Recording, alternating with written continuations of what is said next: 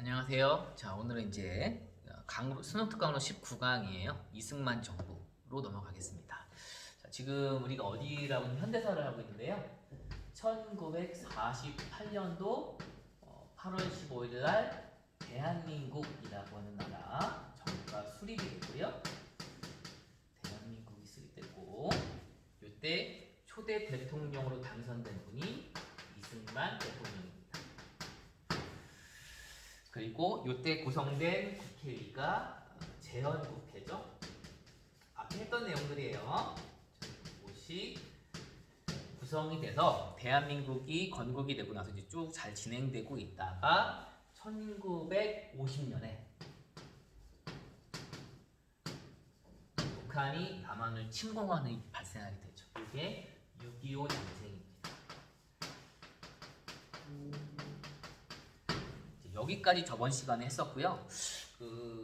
이제 요 과정, 이제 이 전쟁이 이제 저번 시간에 공부 열심히 하신 분은 기억나시겠지만 1953년도에 끝나는 전쟁이거든요. 그 전쟁이 이뤄지는 과정에도 이승만 정부는 계속 대한민국을 이끌고 있습니다. 근데 그 과정에서 좀 안 좋은 일들이라고 해야겠죠? 그런 것들이 일어나게 돼요. 자, 그 안 좋은 일들에 대해서 오늘 살펴보는 시간을 가지겠습니다. 자, 이제 이승만이 대통령이 48년도에 대통령이 됐는데요. 이 당시 임기는 이제 4년이에요. 그래서 대통령을 이제 한번 하고 나서 이제 두 번째 대통령 선거가 언제냐면 1952년쯤에 다가와요. 어려운데 연도는 뭐 다 기억할 필요가 없습니다. 두 번째 근데 이 이승만 대통령이 한 번 더 하고 싶은 거예요. 권력 욕심이라는 게 이런 건가 봐요. 그래서 이제 사실은 연세도 많으시거든요. 이승만 대통령이 한 1875년생이니까 연세도 엄청 많으신 상황인데 어쨌든 두 번째 대통령을 하고 싶은데 문제는 혹시 또 어려운 내용 기억이 나실 줄지 모르겠네요. 48년도에 구성된 재헌국회는 임기가 2년이에요. 헌법을 만드는 국회라서 2년이라서 다음 국회가 1950년도에 두 번째 국회, 2대 국회가 구성이 되는데 2대 국회에는 이승만의 정치적인 반대파들이 대거 국회의원 선거에 출마를 해요. 기억나실지 모르겠지만 우리나라 첫 번째 선거인 50총선거에는 이승만계만 참석을 하잖아요. 단독정부 수립 때문에. 통일정부를 열망하던 사람들이 대부분 불참을 해서 이승만 계열이 주로 국회의원 선거에 참여했었기 때문에 첫 번째 저연국회에는 이승만계 국회의원들로 가득 차 있었어요. 그리고 그 당시 헌법에는 국회의원들이 대통령을 선출하게 되어 있기 때문에 이승만계 국회의원들이 이승만을 선출하는 그런 방식이 48년도에 이루어졌어요. 그런데 아까도 얘기했듯이 1950년 두 번째 국회의원 선거에서 이승만을 반대하는 반대파 무리들이 다수 국회의원에 나왔는데 50년도에 국회의원 선거에서 이 다수파 국회의원들이 그러니까 이승만을 반대하는 국회의원들이 다수 국회의원으로 선출이 되는 일이 발생하게 돼요. 자, 이러니까 두 번째 대통령 선거인 1952년 대통령 선거에서 이승만은 또 하고 싶은데 문제는 지금 대통령 선발하는 제도가 어떤 제도예요? 국회의원이 대통령을 선발하는 제도잖아요. 선출하는 제도인데 국회의원이 지금 어떤 국회의원들로 이승만을 반대하는 국회의원들로 가득 차 있다 보니까 두 번째 대통령 선거 국회의원이 대통령을 선출하는 선거에서는 본인이 두 번째 대통령 선출될 확률이 적다는 걸 이승만이 캐치한 거예요. 이러면 안 되겠다. 뭔가 대통령 선출 방식을 바꿔야겠다. 대통령 선출 방식과 연관된 것들은 헌법을 바꿔야 되거든요. 그래서 헌법을 바꿀 개헌 작업에 착수하게 됩니다. 그러니까 사실 헌법을 바꾸는 거는 웬만하면 건들면 안 돼요. 정말 시대적 필요에 의해서 수많은 사람들이 공감을 해가지고 바꾸는 그런 부분이 돼야 되는데 여기는 이런 얘기를 해도 될지 모르겠지만 권력자의 어떤 자기 권력 연장과 연관된 그런 개헌이기 때문에 씁쓸하고 별로 안 좋은 사건이라고 제가 말씀을 드리는 겁니다. 자, 그래서 개헌 작업에 착수를 합니다. 1952년도에 그래서 48년도에 우리나라 첫 번째 헌법이 만들어지고 나서 그 헌법이 개정된 게 1952년도예요. 이 1952년도에 헌법을 바꾸는데 이거를 발췌 개헌이라고 합니다. 발췌 개헌. 우리나라 첫 번째 1차 개헌이 되겠어요. 자, 왜 발췌 개헌이라고 하는 이름을 붙여놨냐? 이 당시 이제 이승만 대통령은 아이디어를 낸 게 뭐냐면 지금 여러분 아셔야 할 게 제가 일부러 연도를 다 적어놨는데요. 52년도에 개헌 작업에 착수를 하는데요. 이제 이 당시 정부는 지금 부산에 있을 때입니다. 전쟁 도중에 그렇죠. 서울은 뺏긴 상태이기 때문에 부산에 갔고 이승만 정부는 지금 부산에서 지금 이런 일을 하고 있는데요. 전쟁 도중이잖아요.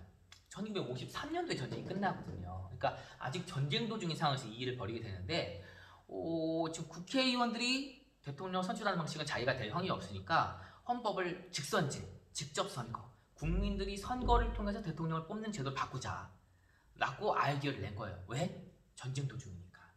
전쟁 도중에는 사람들이 다른 거 생각 못 하거든요.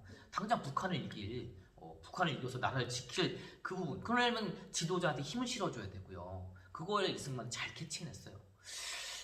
약간 좀 그렇죠. 하여튼간에 그런 식으로 해서 이 이승만 대통령은 이제 대통령 직선제. 사실은 직선제라고 하는 게 되게 좋은 건데도 불구하고 이 당시에는 이 권력자의 의도가 뻔히 보이는 그런 부분이었기 때문에 안 좋게 평가를 받는 거죠. 그래서 직선제에 대한 거를 얘기를 하는데 이 당시 이제 그 국회의원들 다수는 이승만의 이 의도를 캐치해내요. 이 사람이 권력을 연장하려고 지금 대통령 직선제안을 주장하고 있구나. 그러면 우리들은 지금 대통령제의 폐해가 지금 너무 심각하다라고 인식을 한다.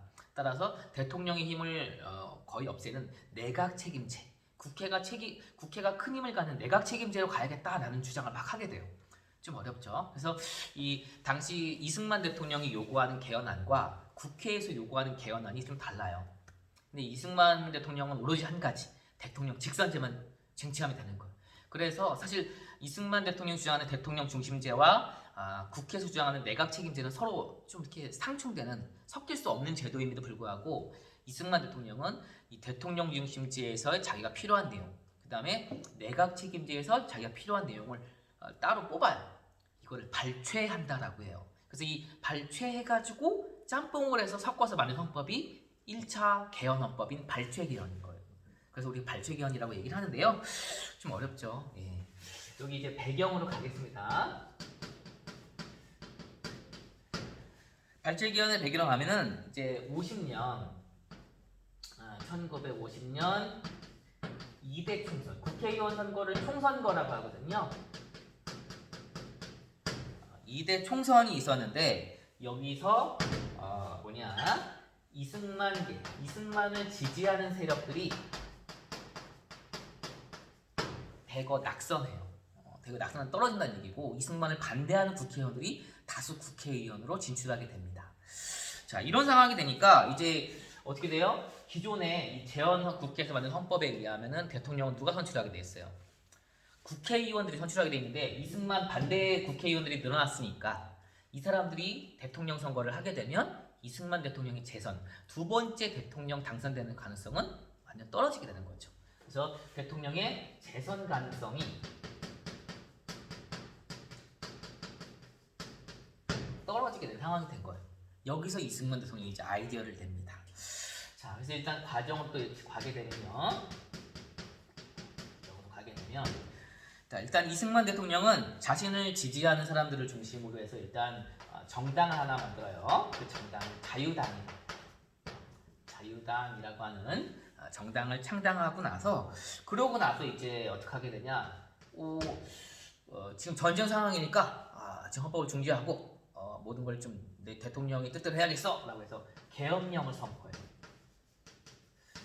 계엄령이라는 것도요. 사실 민주주의 국가에서는 함부로 선포하면 안 되는데 우리 대한민국 역사에서는 그 짧은 현대사에서 계엄령이 참 많이도 발표가 됩니다.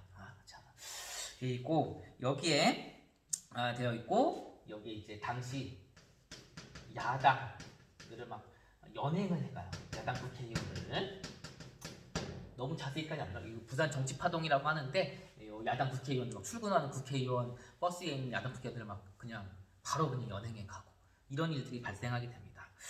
그러면서 이제 어떻게 하게 되냐? 결국 개헌안을 통과시키게 돼요. 이런 이제 여러 이제 작업들을 통해 가지고 자신의 뜻대로 개헌안을 통과시키게 됩니다. 그 개헌안의 내용은 요거예요. 대통령 직선제.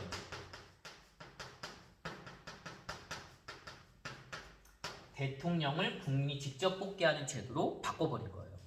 내용은 상당히 좋음에도 불구하고 그 정치적 의도가 상당히 좀 불순했다고 보는 거죠. 왜냐하면 전쟁 도중에 국민들은 대통령을 안 바꿀 것이라는 것을 이승만 대통령은 너무나 잘 알고 있었어요. 그것대로 헌법을 바꿔버린 겁니다. 그리고 이렇게 해서 결과적으로 여기 이제 이승만이 1952년 선거를 통해서 제2대 대통령으로 당선이 됩니다. 자, 4년 임기 대통령을 2번 할 수 있는 헌법인데 그거를 한 번 하고 이제 2번 하게 된 거예요. 그쵸? 여기까지가 이제 발췌 개헌입니다. 자, 그런데 이제 대통령을 이제 2번 하셨잖아요. 8년 하신 거잖아요. 지금 막 오늘 트럼프 대통령, 바이든 후보 이렇게 막 미국 대선 결과 나온다고 하는데 미국 대통령제랑 지금 유도행시가 좀 유사해요. 그래서 거기도 재선이 가능한지 불가능한지 결론이 나오겠지만 여기 이제 재선까지 된 거거든요. 그러면 사실은 이제 대통령 임기는 끝난 거예요. 2번 8년을 했으니까 4년씩 2번을 했으니까. 그런데 이승만 대통령은 또 권력에 대한 욕심이 생기게 됩니다. 참 안타까운 순간인데요. 자, 그래서 대통령을 이제 2번 했는데 기존 이 헌법의 내용에 의하면 대통령은 중임 2번 할 수 있다가 헌법에 박혀 있는 거예요. 근데 다음 보통 이제 숫자가 좀 어렵죠. 48년도에 대통령을 4년에서 52년까지 하고 52년부터 56년까지 4년을 또 하실 수가 있어요. 근데 이제 56년도 대통령 선거가 이제 오게 되는데 거기서 또 하고 싶은 거예요. 이승만 대통령이. 참 안타깝습니다. 그래서 그러면 또 어떻게 해야 돼요? 헌법을 또 바꿔야 되는 거예요. 아까도 얘기했듯이 헌법이라고 하는 거를 이렇게 개인의 사리사욕과 권력 욕심을 위해서 바꾸는 것 자체는 참 안 좋은 현상입니다. 이거는 명확히 해야겠죠. 이승만 대통령은 정말 공과 과가 나중에 현대사의 지도자들이 대부분 그렇거든요. 이승만 대통령, 박정희 대통령 마찬가지인데 이런 어떤 정치적인 권력 욕심, 독재에 대한 이런 부분은 상당히 부정적인 평가를 받는 부분이죠. 긍정적인 평가를 받는 부분도 있어요. 그걸 이제 어떤 부분을 더 좋게 보고 지지하냐에 따라서 본인의 이제 색깔이 좀 결정되는 대한민국 사회가 요즘 그런 모습으로 가고 있어요. 자, 이제 그래서 56년 대통령 선거를 앞두고 1954년도에 기존 헌법을 또 바꾸기로 합니다. 그럼 기존 헌법의 내용은 뻔하겠죠. 대통령을 2번 하는 게 아니라 여러 번 할 수 있다로 바꾸겠습니다. 그거를 이제 2번째 개헌인데 그걸 뭐라고 하냐? 4.4.5입 개헌이라고 해요. 자, 헌법을 참 많이 바꾸죠. 45년도에 결성된 대한민국 48년도에 만들어져서 지금 2020년이죠. 자, 52년 한 70년 되는데 미리 스포를 하자면 헌법이 지금이 이제 9차 개헌 헌법이에요. 그 마지막 개헌이 이제 영화로 보시면 아시겠죠. 1987. 1987년 6월 민주항쟁 때 헌법이 바뀌거든요. 그때 이제 헌법이 계속 유지되고 있는데 그때까지는 계속 헌법이 바뀝니다. 자, 이 4.4.5입 개헌은 4.4.5입이 뭐냐면 숫자 4는 축일사, 숫자 4는 축이고 숫자 5는 입 올린다. 그러니까 반올림이에요. 반올림을 한자어로 4.4.5입이라고. 왜 반올림 개헌이라고 하냐? 약간 비아냥 섞인 거. 발췌 개헌도 비아냥 섞인 얘기고요. 약간은. 자, 그럼 여기 이제 배경을 살펴보겠습니다. 4.4.5입 개헌을 이승만 대통령이 실시하게 된 배경은 무엇이냐? 자, 기존 헌법에 의하면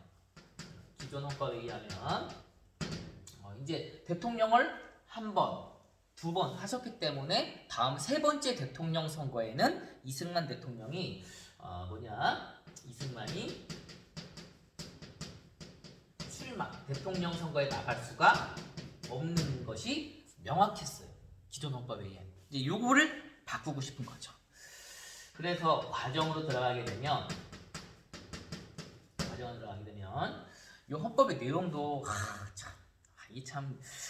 근데 요 이제 내용이 어떤 부분은 바뀌냐면 대통령의 임기와 연관된 부분이 바뀌는데 요 내용이 뭐냐면 이 개헌을 실시한 당시의 대통령에 한해서는 중임 제한을 철폐한다는 거예요. 그 누구예요? 이승만 대통령 본인이에요. 본인 한 명은 죽을 때까지 할 수 있다 라고 하는 헌법을 바꾸는 겁니다. 참 말도 안 되는 내용의 헌법이 있죠, 사실은. 그래서 이런 내용의 헌법을 가지고 투표를 합니다. 그래서 당시 이제 국회의원이 뭐 이렇게까지 너무 자세히 알 필요 없는데 203명이었어요. 근데 이 국회의원 203명 중에 3분의 2 이상이 찬성을 해야 돼요. 그래야지만 이 헌법이 통과가 됩니다. 그럼 이제 이렇게 하면은 이게 계산하게 되면 135.3333 이렇게 나와요. 그러니까 135.3333의 이상이 찬성을 해야지만 이제 실제 이 헌법이 통과가 되는 거예요. 그런데 정말 무슨 막장 드라마도 아니고요. 이 선거 이 개헌을 이제 국회에서 표결을 붙여보니까 실제 몇 명이 찬성하냐면 135명이 찬성을 한 거예요. 저는 이제 문과라서 숫자에 매우 약한데 135는 135.333에 미치잖아요. 그러니까 이게 어떻게 된 거예요? 이걸로 인해서 부결 안 된 거예요. 한 표 차이로 이게 통과가 되지 않아 버린 거예요. 그러니까 이제 이 이승만 교육을 인정을 해야 되거든요. 근데 이제 당시 막 대학 교수도 동원하고 막 말도 안 되는 논리를 동원한 거예요. 0.333이라고 하는 사람은 0.333명이라는 게 없다. 사람은 한 명이지. 따라서 0.333 이런 거는 445입의 논리에 의하면 버려야 된다. 따라서 이거는 135라는 걸 의미한다. 제가 무슨 얘기하는지 저도 잘 모르겠습니다. 그래서 이런 말도 안 되는 논리를 내셔서 이거를 다시 표결에 붙여서 통과를 시켜버려요. 이게 말도 안 되는. 이게 지금 여러 가지가 다 위배가 되는 거예요. 뭐 이제 정치를 수능으로 하시는 분 아시겠지만 뭐 일사부재의 원칙 이런 거 다 어기고선 그냥 밀어붙인 겁니다. 그래서 이게 어떻게 되냐? 요거를 가지고 다시 445 즉 내 논리를 가지고 통과시켜 버립니다. 그래서 이거의 이제 결과에 의하면 이 445입 개헌의 결과에 의하면 내용은 뭐냐면 개헌 당시 대통령에 의하면 개헌 대통령에 의해서는 중임 제한 즉 몇 해까지 할 수 있다라고 하는 이 제한이 없는 헌법이 통과됩니다. 말도 안 되는 헌법. 대통령의 임기를 제한하지 않는 헌법. 민주주의 국가에서 북한도 아니고 이게 두 번 있어요. 요 445입 개헌 나중에 이제 박정희 대통령의 유신 헌법 이런 것들이 이제 대표적인 민주주의 정치적으로 볼 때는 상당히 악법이라고 할 수 있는 헌법들이 이 당시에 통과가 된 겁니다. 그리고 요거를 가지고 이제 56년도에 대통령 선거를 하니까 이승만이 대통령에 또 당선이 됩니다. 당시 이승만은 이제 대중적인 인기가 상당히 했기 때문에 세 번째 대통령에 당선이 된 거죠. 자, 임기 4년이죠. 그러니까 이제 48년도부터 52년도까지 한 번, 52년부터 이제 요 대통령이 된 건 이제 56년도예요. 52년부터 56년까지 두 번, 56년부터 60년까지 세 번 하게 되죠. 그렇죠? 여기 이제 다음 시간을 위해서 약간 떡밥을 깔아놓는 건데 이제 60년 대통령 선거에도 또 나가세요. 또 하려고 네 번째 대통령을. 자, 그 과정에서 이제 아시는 분은 아시니까 발생한 게 4.19 혁명이죠. 어쨌든 간에 여기에 대해서 이제 나옵니다. 자, 이런 식으로 이제 4.45입 개헌이 이루어지고 나서요. 대통령이 이제 여기 이제 요 부분에서 이제 부가적인 설명이 좀 필요한데 어떤 부가적인 내용이 설명이 좀 필요하냐?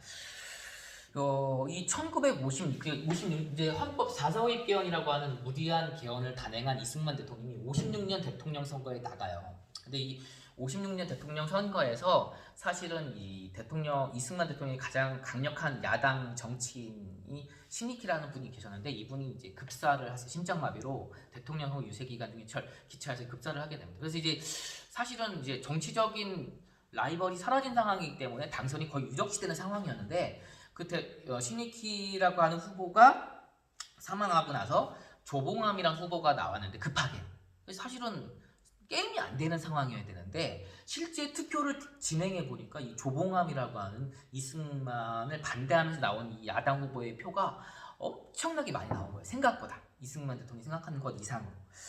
그래서 이 1956년도에 이제 이 대통령이 된 이승만이 이때부터 이제 뭘 강화시켰냐면 본인의 독재를 강화시켜 나가기 시작하는데 그 독재를 강화시켜 나가는 모습들을 좀 살펴봐야 돼요. 자, 무슨 보게 되면 자, 56년 대선에서 조봉암, 이승만의 라이벌인 조봉암이 상당히 많은 표를 얻은 거예요. 이승만이 생각하는 거. 그리고 이제 이승만은 아까 제가 얘기했죠. 그 다음 대통령 선거인 1960년 대통령 선거에도 나갈 생각이 있는 사람인데 60년 대통령 선거에는 이 사람들이 뒤집힐 수도 있다. 이런 생각을 하게 되죠. 자, 그러다 보니까 이제 되어 있고 여기에다가 이 당시에는 좀 어려운 내용인데 이 당시 대통령 선거에서는요 대통령 선거도 있고 또 밑에 있는 부통령 선거가 따로 있어요. 좀 어렵죠. 근데 이 조봉암이 선전한 거 외에 또 어떤 게 있느냐? 당시에 대통령은 이승만이 됐어요. 56년도 대통령 선거에서. 근데 부통령 선거에서는 장년이라고 하는 사람이 당선돼요. 어려운데 이해하는 만큼만 이해해 주세요. 이 사람은 이제 이승만의 반대파예요. 반대 정당 사람이 부통령 당선돼 버린 거예요. 이러니까 이제 이승만이 위기감을 느껴요. 이게 다음 대통령 선거에서 나까지 위험하겠는데? 라고 느끼게 된 겁니다. 자, 그래서 인진 모르겠으나 그래서 대통령이 세 번째 대통령이 된 이승만이 일으킨 사건이 뭐냐면 진보당 사건이라고 하는 걸 일으켜요.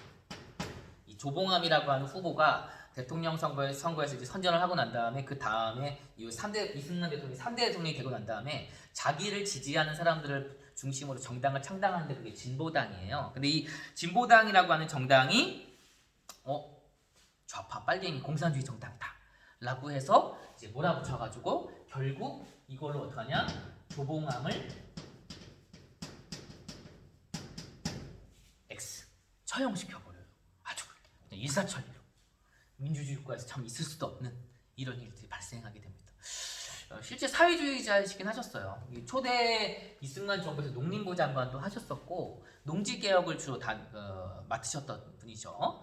근데 이제 사회주의 색깔이 강하긴 하셨는데 진짜 좌파 빨갱이냐, 즉 공산주의자냐 라고 하는 거에 대한 논쟁이 되게 많다가 최근 2011년인가요? 복권되셨어요. 그러니까 억울하게 죽은 거다. 정부가 탄압한 것이다. 라고 결론을 내려서 다시 권한을 이제 명예를 회복시켜준 상황이 현재는 되어 있습니다. 자, 그리고 여기에 이제 당시에 이제 정부를 까는 신문이 있었어요. 이제 당시로선 좌파 신문이죠. 정 비판하는 신문으로 이제 경향신문이 대표적이거든요. 당시 이제 이 신문이 지금 정부가 제정신이 아니잖아요. 발췌기원, 사사오입기원, 대통령을 어떻게든 시키겠다고 막 헌법을 이상하게 막 뜯어고치고 있는 상황. 여기에 대해서 언론이 가만히 있으면 안 되잖아요. 언론이 실제 비판을 가요. 그중에 가장 선두에 선 신문이 경향신문이에요. 카톨릭 재단에서 만든 신문이고요. 당시 이제 주요 필자가 누구냐면 주요한 이런 분들이 이제 주요 이제 논설위원이거든요. 이분들이 주축이 돼서 하도 정부를 비판하기 시작하니까 이 경향신문은 어떻게 하냐? 폐간시켜버려요. 그러니까 신문사를 아예 없애버린 거예요. 이러면서 독재 체제를 강화해 나가기 시작합니다. 오늘 내용은 이제 여기까지 할 거고요. 다음 시간 내용은 이제 뭐가 되느냐? 이러고 나서 이제 운명의 1960년 대통령 선거가 찾아와요.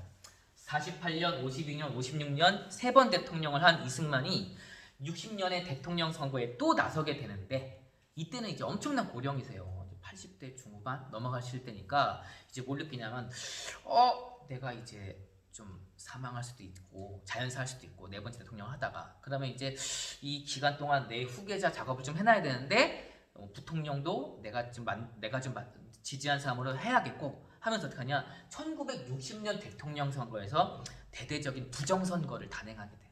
그 대대적인 부정선거를 3.15 부정선거라고 하고 여기에 국민들이 참지 않고 일어난 것을 4.19 혁명이라고 합니다. 매우 중요한 사건이고요. 이 사건에 대해서는 다음 시간에 이어가도록 하겠습니다. 오늘 고생하셨습니다.